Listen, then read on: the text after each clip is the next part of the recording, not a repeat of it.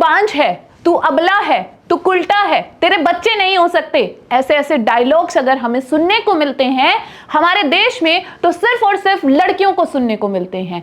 क्या हमेशा गलती सिर्फ लड़कियों की होती है? और ये गलती भी नहीं, ये कोई एक मेडिकल कंडीशन हो सकती है जिसकी वजह से वो बच्चा नहीं हो पा रहा है। हाल ही में एक ऐसा केस आया है गुजरात के वडोदरा से, जहां पर एक फीमेल प्रेग्नेंट नहीं हो पा रही थी और जिसमें रीजन था कि उसके हस्बैंड का स्पर्म काउंट बहुत कम था, यानी कि उसके पति के अंदर शुक्राणु बहुत कम संख्या में बन रहे थे, जिसकी वजह से वो लेडी प्रेग्नेंट नहीं हो पा रही थी। पर लेकिन हमारे यहां पर ऐसा माना जाता है कि अगर कोई फीमेल प्रेग्नेंट नहीं हो पा रही तो मतलब हमेशा गलती उस लड़के की, उस महिला की है। जी नहीं। और इसी वजह से कई बार उसके फादर इन लॉ यानी कि ससुर ने और उसके जेठ ने कई बार उस लड़की का रेप किया।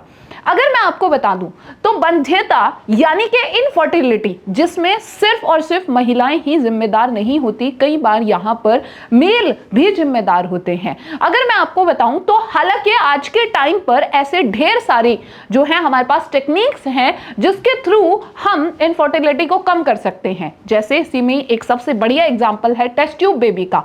टेस्ट ट्यूब बेबी और दूसरा मेथड है ICSI। ICSI मतलब इंट्रासाइटोप्लाज्मिक स्पर्म इंजेक्शन, और ये बेसिकली उन्हीं लोगों के लिए होती है जहां पर हस्बैंड का स्पर्म काउंट बहुत कम होता है, जिसमें डॉक्टर्स क्या करते हैं, एग के अंदर सीधा ही स्पर्म को इंजेक्ट कर देते हैं, जिसके कारण फर्टिलाइजेशन हो जाता है।